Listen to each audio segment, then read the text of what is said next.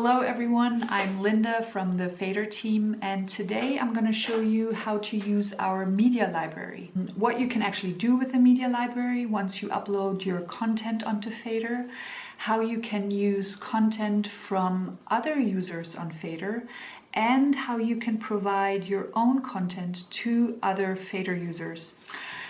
That's a lot. Before we start our screencast, let me just tell you a few things. When you want to create a Fader story in general, you will need content for that. Be it 360 content, be it 2D content, and in the future even 3D content. So you upload that content onto the Fader platform, and what we have built is a media management system around it so that you can do more than just use this specific content for one story. And this is what we call the Fader media library, and it is awesome, and I'm going to show you how it works. Okay, so you log in and you create a new story, and you're in your first scene right away. Now, in order to use any content, you'll have to add media via the Add Media button at the top right, and this will send you to your media library.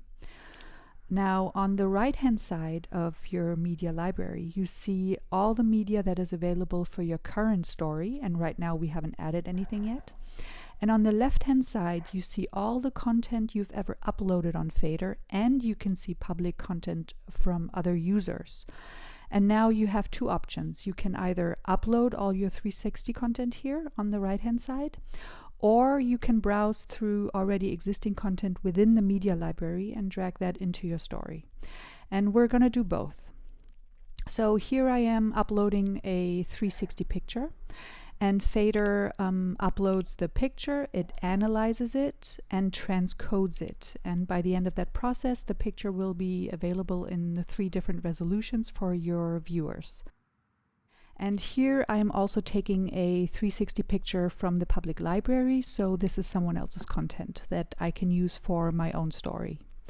And once you added all your content into your current story, you close the media library, and within your editor you can now add everything into your specific scenes through the content bar on the right hand side.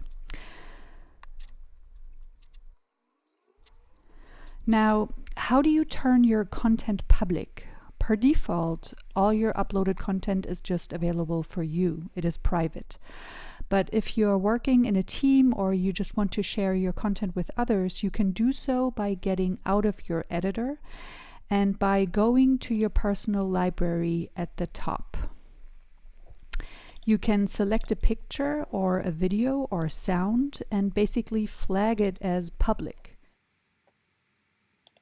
When you flag it as public, please make sure that you have all the rights to make this available to others. And once you set this media asset into public mode, the picture or the video or the sound is available to other Fader users who browse through the public media library. And you allow other Fader users to integrate this media asset into their own Fader stories. And you can set it back to private again, but grant others the right to keep it in their Fader stories if they had selected it before.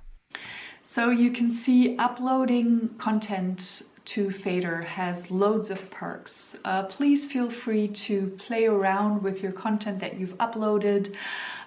Play around with content from other users that you can use, and also allow others to use your own content for their stories if you'd like to. Just in general, if you have any questions regarding Fader or our work, please feel free to contact us. I will link all the necessary info down below.